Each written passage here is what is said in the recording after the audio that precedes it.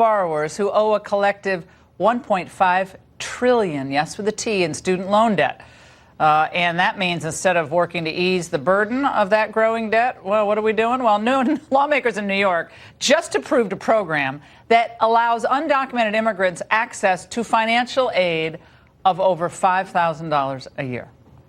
So how do current students saddled with loans feel about this? Joining us now, Julia Boudreau. She's a sophomore at King's College in New York and has committed the next 8 years to service to our country to pay back her loans. And Nomiki Konst is an advocate for this bill and candidate for New York City Public Advocate. It's good to see both of you. Nomiki, how is this fair? Well, the entire budget of New York State is $168 billion.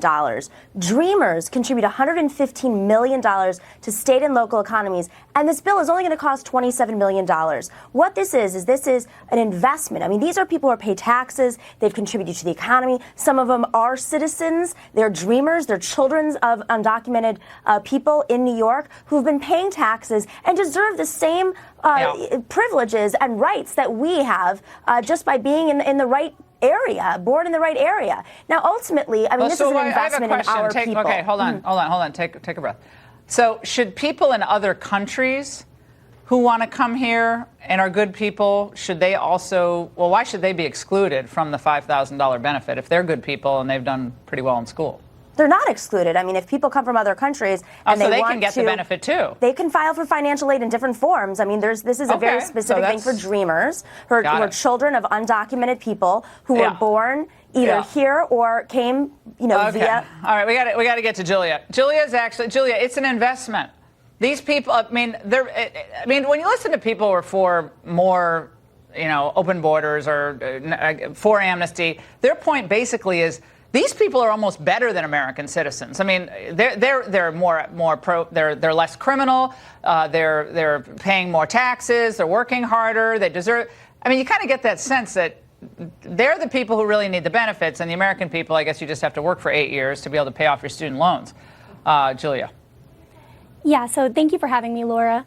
I feel as though when I think about it that I know so many people who have sacrificed so much to go to college. And like you said, I have given up 8 years to dedicate my next 8 years to the military and to pay for college. And I've taken out loans to pay for the rest.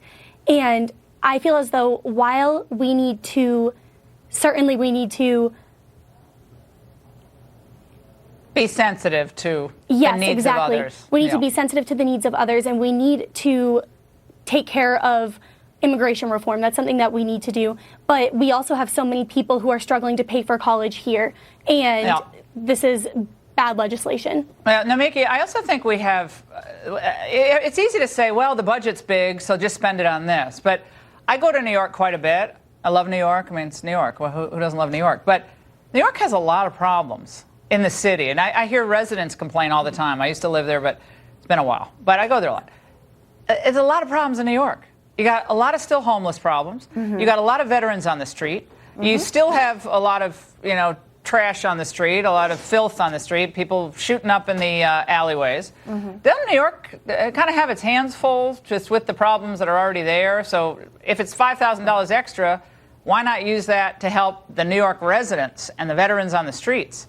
Well, this isn't a question of whether or not New York has the money. We generate more wealth than anywhere else on the planet. Yet we also have the worst income inequality. If you want to see the heart of the problem with this issue, it really has to do with it being held up. We now have a Democratic Senate for... A lot of millionaires are leaving New York, though, right? They're fleeing New York because of the ridiculous... You have Amazon, you have the world's wealthiest man who has a helicopter pad paid by taxpayers. At the end of the day, people are not being taxed in New York that need to be paying taxes, and that's not investing in the infrastructure of New York. They're not fleeing New York. Actually, we are growing. New York ranks number one in losing residents of any state in the United States. Because it's followed only by to live here, but it's not millionaires that are leaving. It is working people who can't afford to pay rent. I spend a lot of time in Florida. They're all going down to Florida because they don't want to pay taxes. To Florida. I think they're all going down there. All right, Julia. So first of all, thank you for your service to the country.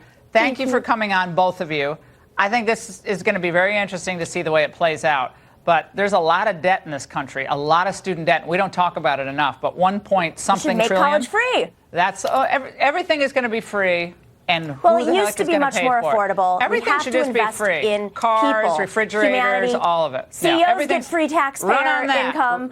Right. You know, you're going to be a good public advocate, Namiki, but everybody gets in the wagon. Who the heck is going to be there to pull it? I appreciate it. Why did Barbra Streisand cancel a late-night appearance? That mystery is tonight's Last Bite.